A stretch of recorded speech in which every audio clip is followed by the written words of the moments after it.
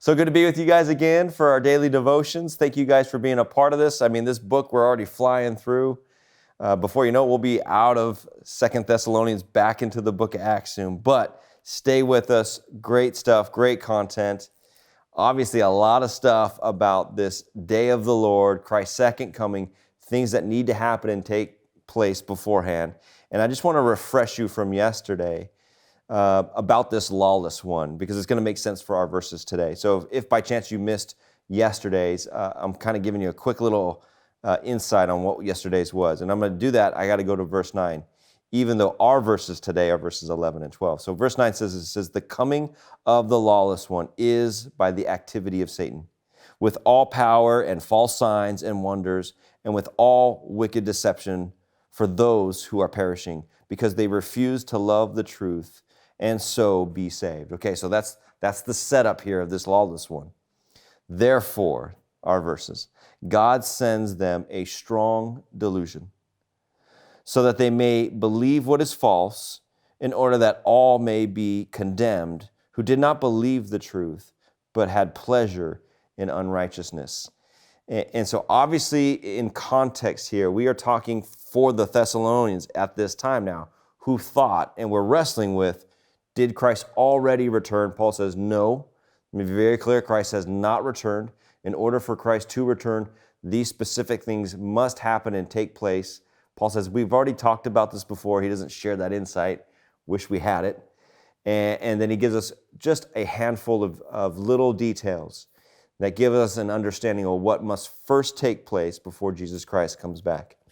And although we talked about a couple devotions ago, there's lots of conversation and I think healthy conflict on eschatology, on exactly what is happening here and who this lawless one is and what this will look like. Did it happen in 70 AD with the destruction of the Jerusalem temple, or will this be a future event with a new Jerusalem temple being built, maybe even in our lifetime?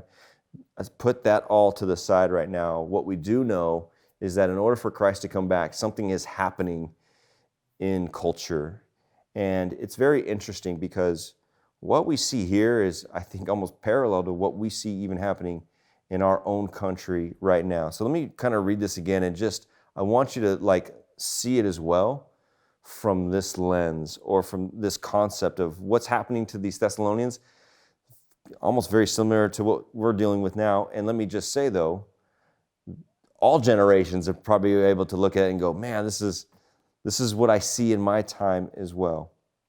Therefore, God sends them a strong delusion, so that they may believe what is false. Is there not a understanding out there that there's so much confusion on what is truth and what is false, what is right and what is wrong? I mean, we're at a place now where we don't even understand pronouns. We don't even understand the genders. We're at a place now in our country where we are dividing and talking about life. When does life begin? And when can you take life? And is it right to take life in the womb? And so everything that we see happening and coming at us, from the political side to the cultural side, it seems like it's all coming to a head. And what's very interesting is all these terms overlap each other, and there's just confusion. So even right now on the abortion controversy that we see happening right now, we're seeing one side saying we need to protect the rights of a woman, and that same side is also saying we don't know what a woman is. It's just utter confusion. And so this is the opportunity, and this is the moment that Christians, not only now, but we should always be this way, be people that walk and stand in truth, and know that even God, in the midst of this chaos, in 1 Thessalonians, it says God is behind this. God is behind this strong delusion, so that they may believe what is false. Why is God doing that? In order that they may be condemned, who did not believe in the truth, but that had pleasure in unrighteousness. My challenge to us is, not only are we personally called to walk into truth, and in order for you and I to walk into truth, it means our full attention needs to be in the truth, the Word of God. This is the truth, right? Jesus says, I am the way, the truth. Jesus is the Word of God. The Word of God is truth. So it is so important for us as Christians to be in this book more and more and more. Always finding more ways and more time more opportunities to be in this book by ourselves with the Lord or with other Christians and studying, because that's how we'll understand and be able to discern between right and wrong, truth and error, and to know that we're living in a time that is full of falsehoods, and false mindsets, and false concepts of the world. And what should we do as Christians? We should be loving, be kind, but be truthful. We must stand for truth. And I think one of the reasons that we find ourselves in the environment that we're in is Christians have missed out on the truth aspect. We've been kind, we've been loving, but we stop short of sharing the truth.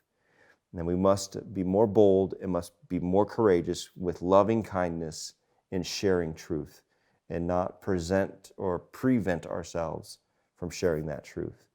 So that's our challenge today. I guarantee you, in the midst of the world you're living at and the community that you live in, you're dealing with some major issues happening in the midst of your community and in culture. And I just want to encourage you to be Spirit-led, to be loving, to be kind, but don't stop short of telling the truth. And you know the best truth that you and I can share is the gospel of Jesus Christ with every man, woman, and child. God bless you guys until we meet again.